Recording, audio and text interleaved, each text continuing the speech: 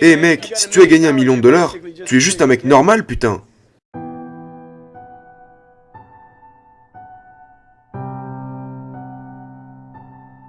Je me prépare à rentrer et à faire une réunion pour mon équipe de vente. Ils sont au téléphone tous les jours. Ils pensent que je vais parler des ventes.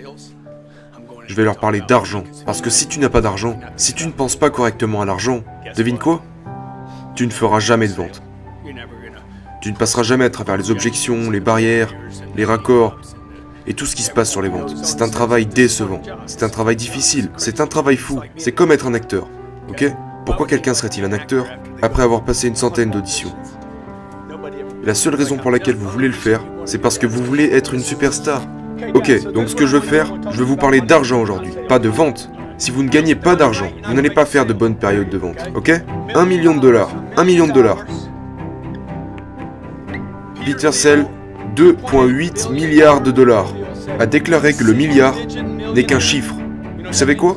Ça signifie que gagner 1 million de dollars, ou 2, ou 3, ou 4, ne peut même pas fournir à sa famille une défense juridique appropriée en Amérique.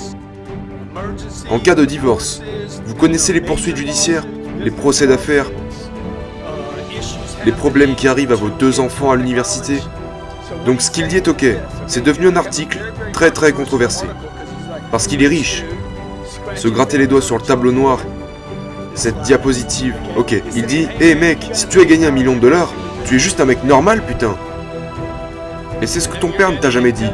Ton père est comme « Oh mec, 1 million de dollars, 1 million de dollars, tu as tellement d'argent !» Je vais vous montrer aujourd'hui comment surmonter tout ce rejet et cette déception. Les découragements, les blocages. Vous devez changer votre façon de voir l'argent. Ce n'est pas de l'argent ici, d'accord? Ce n'est pas de l'argent, c'est juste de l'idiotie. C'est toi qui es trop paresseux et qui dis « Mec, je suis millionnaire. Ensuite, je suis prêt à faire le calcul sur 1 million de dollars. J'ai fait ça quand j'avais 34 ans. 1 million de dollars. Si vous n'aviez plus de revenus et que vous avez... Quel âge avez-vous? 27 ans et vous n'avez aucun revenu qui s'ajoute à ce million.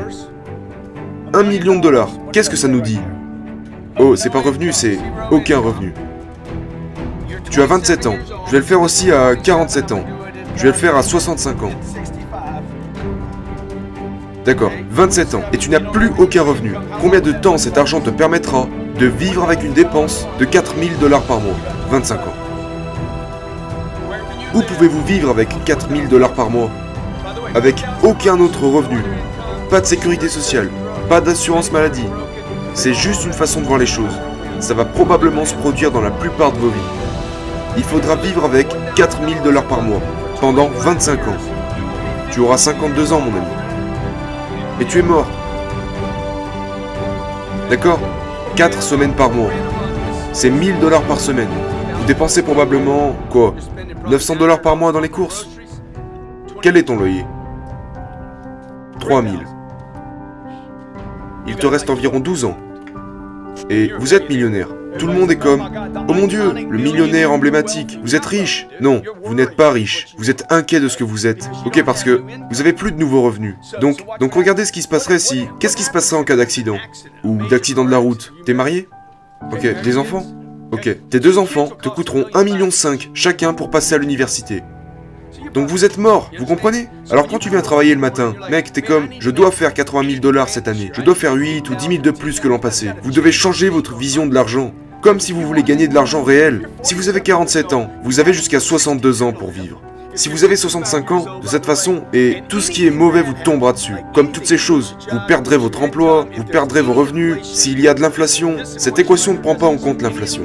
Supposons que tout le reste, même votre loyer, ne monte jamais. Les paiements par carte, l'or, rien n'augmente. C'est impossible. C'est un cercle impossible. Le problème, c'est que personne n'en parle. Parce que personne ne veut montrer sa gueule à la télé et dire que les millionnaires sont fondamentalement des gens de la classe moyenne qui sont juste inquiets de leur argent. Alors, quand j'ai fait le calcul quand j'avais 33 ans, je me suis dit, je dois faire beaucoup d'argent. C'est là que vient le concept x10. D'accord? Hé mec, et si je faisais 10 millions? Je crois que la CNBC dit que c'est 5 millions. Mais moi je dis que c'est 10 millions. Ok? 10 millions sans nouveaux revenus. Tu pourrais probablement vivre la vie que tu désires. Alors comment l'obtenir? Parce qu'on n'est clairement pas sur les mêmes valeurs que tout à l'heure. Si vous gagnez 40 000 $ par an, pour les 25 prochaines années, tu n'auras gagné que 1 million de dollars. Même en doublant ses revenus, tu ne l'auras que doublé. En termes de temps, ça vous prendra donc 12 ans et demi. 160 000 $ te prendront 6 ans, n'est-ce pas? Non, vous devez simplement gagner 1 million par an. Donc, vous devez faire le calcul, parce que si vous ne l'avez pas fait, vous allez opter pour la mauvaise cible. Je parle toujours de cible ici. Est-ce que avoir le mari ou la femme dont vous rêvez va vous aider à atteindre l'objectif? Non, nous parlons « Oh mec, j'adore cette nouvelle voiture. Je vais acheter cette nouvelle voiture. Comme ça, Chrysler. Je vais acheter cette nouvelle voiture. » Mec, ton attention doit être centrée sur ça, sur la cible, pas sur la montre, pas sur la voiture, et encore moins sur les vacances. C'est la liberté. 67% des riches interrogés ont déclaré qu'ils n'allaient pas chercher la richesse pour les voitures, les bateaux et les voyages. Ils cherchent la liberté. Ils cherchent la liberté de se dire « Je n'ai plus à me soucier de l'argent tous les jours.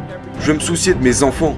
Je veux me soucier, vous savez, de ce que je fais avec eux, quand nous passons du temps ensemble. Je veux me soucier de l'équilibre de mon mariage. Je ne veux pas avoir à me soucier de ces morceaux de papier qui manquent dans mon portefeuille. Et où ça va, et ce que ça coûte.